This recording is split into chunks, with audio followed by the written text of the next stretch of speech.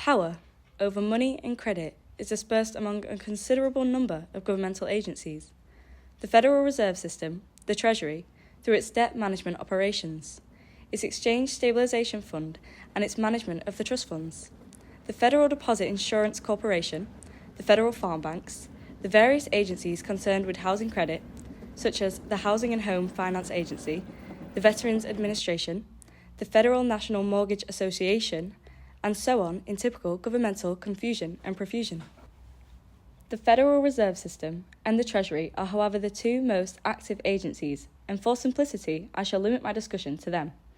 In this chapter, I shall consider the tools of policy available to the Federal Reserve System. In the next, the related problem of debt management.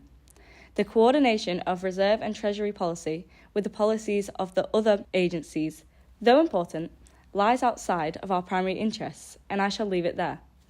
The financial powers of the Federal Reserve System can be classified into three related and overlapping categories.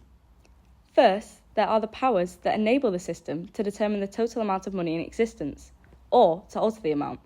These we may call the tools of monetary policy. The most important of them are rediscounting and the rediscount rate, power to change reserve requirements, and power to purchase and sell securities on the open market. A second category of powers enables the system to affect the allocation of loans or of deposits, or the structure of interest rates. These we may call the tools of specific credit policy. They include the definition of eligibility for rediscount, originally the greatest importance, but currently of minor significance, control over specific uses of credit, currently limited to margin requirements on security credit, but at one time or another applied to consumer installment credit and real estate credit, and control over rates that member banks may pay on demand deposits and time deposits. The tools of monetary policy also enter into specific credit policy by affecting the competitive position of banks and the relative desirability of different assets to banks and other financial institutions, and so altering the structure of interest rates. However, these effects are mostly secondary. A third category of powers enables the system to supervise or regulate the operations of member banks. These include the power to discount or refuse to discount for individual member banks, the enforcement of legal limitations on the asset and liability structure of member banks, and the associated examination of books of member banks. In addition, of course, the system has powers that enable it to perform such service functions as cheque clearing, exchange of currency, and its fiscal duties for the Treasury. This haphazard assortment of tools reflects mainly historical accident. Tools have been added from time to time, none have been subtracted except for the lapsing of temporary power to control consumer and real estate credit.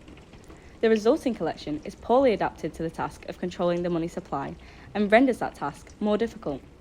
The aim of this chapter is to suggest how the collection of tools available to the reserve system might best be streamlined. It's fine, Dylan. Stay sat down. Okay.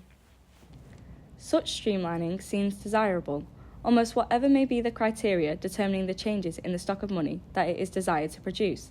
Hence, the reforms suggested do not depend for their validity on any prior commitment in this respect. They are mostly of the nature of technical reforms.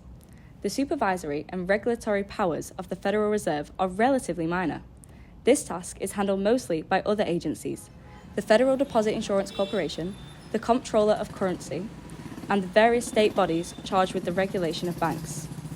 I shall accordingly pass over these powers, leaving any comment on them to discussion of banking reform in the next chapter.